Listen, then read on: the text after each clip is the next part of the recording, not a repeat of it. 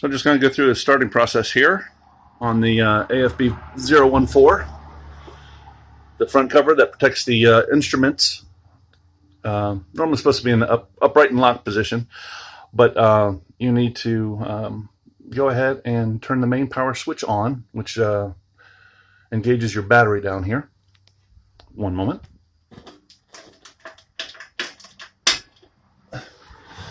So that little click turned it on. Then you'll come back over here to the main panel. Preheat. I just had this started a few minutes ago, so maybe this is not a good test, but it started right up after who knows how long sitting out in the yard. Give it a little bit of time for the glow plugs to heat up. And go ahead, the on switch, go ahead and crank it. Starts right up.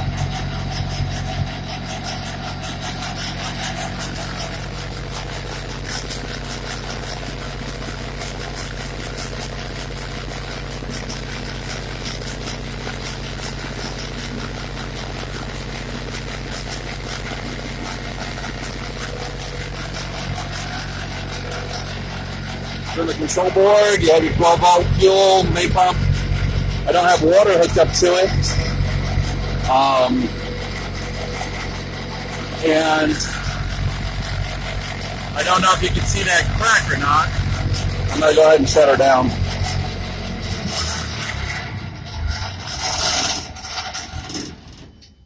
But this was left out one winter. And this big tank right here, this aluminum tank, is a water tank. And they actually left water in it, so I don't know if you can see that hairline crack on the weld.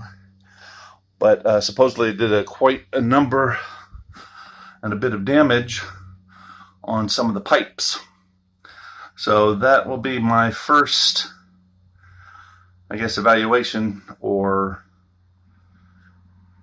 thing to look at on getting this this trailer back up to spec. As you can see, there's quite a few, we call them mud daubers in Louisiana, but they're getting in here. And on the opposite side of this, that vent going to the radiator for the generator is totally open.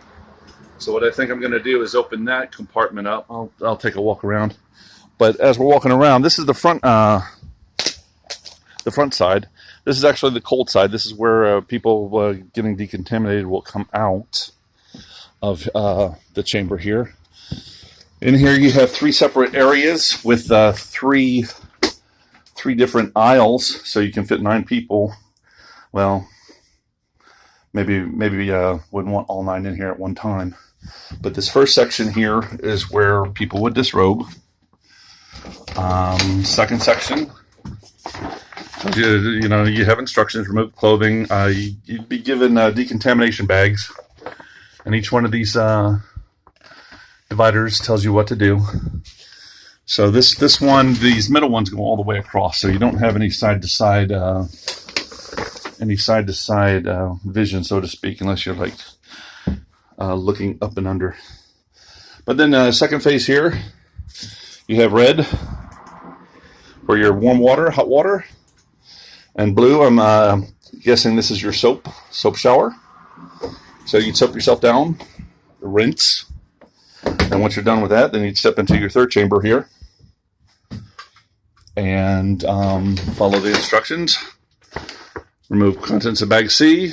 Dry using towels. Dress in gown and slippers.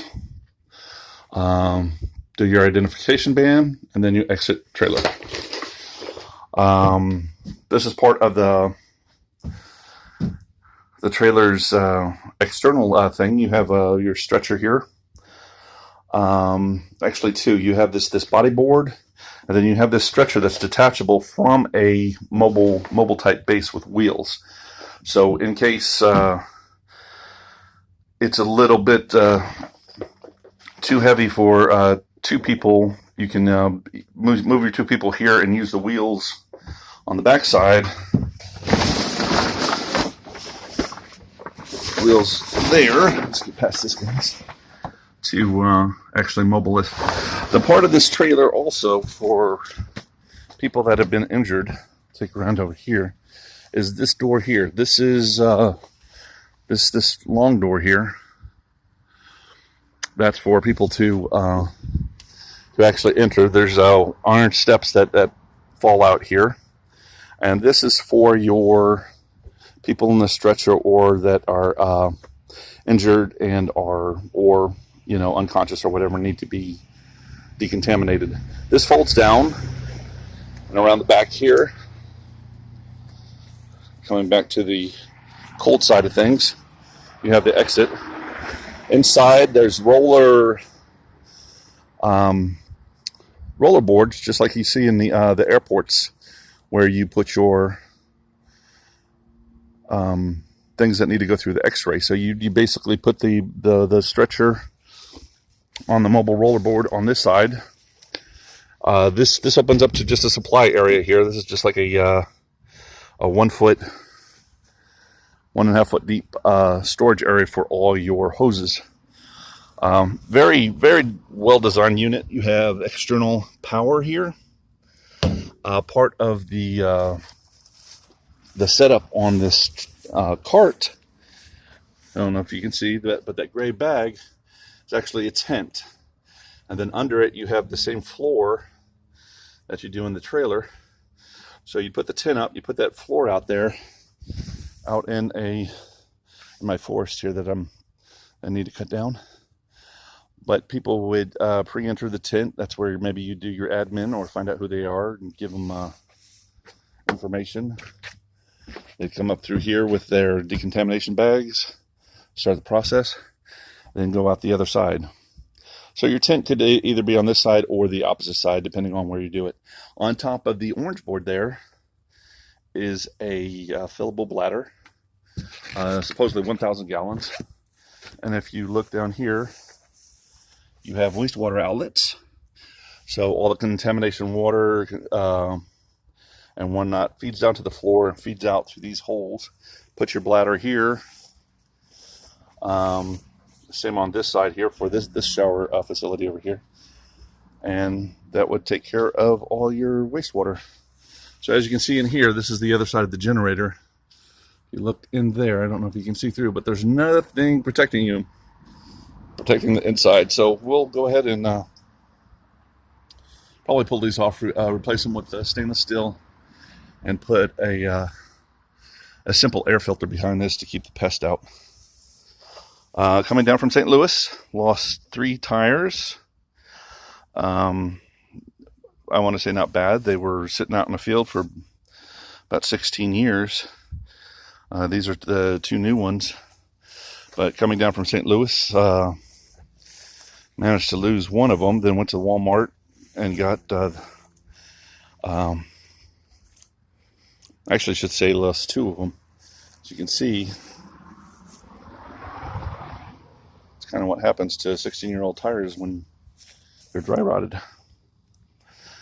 So this is a very solid, heavy trailer.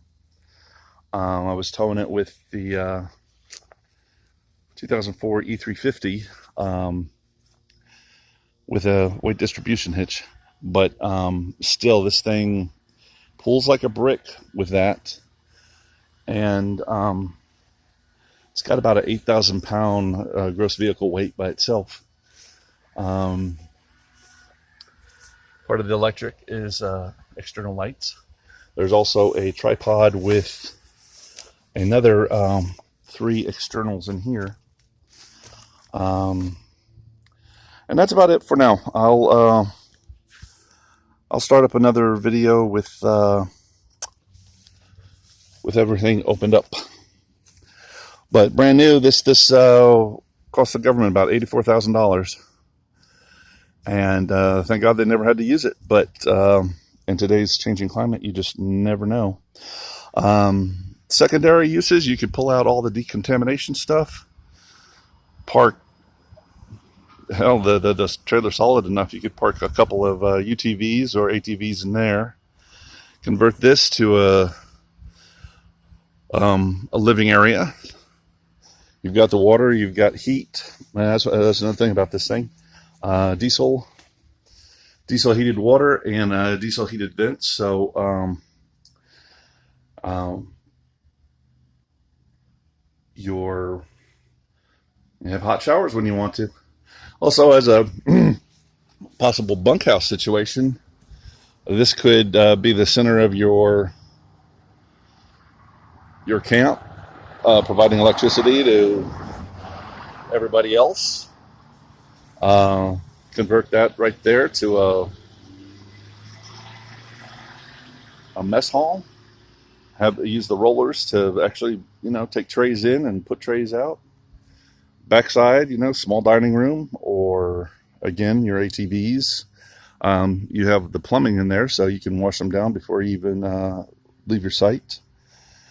Plenty of uses. But like I was saying, it cost the government about $90,000, brand new in 2004. Nice little piece of machinery.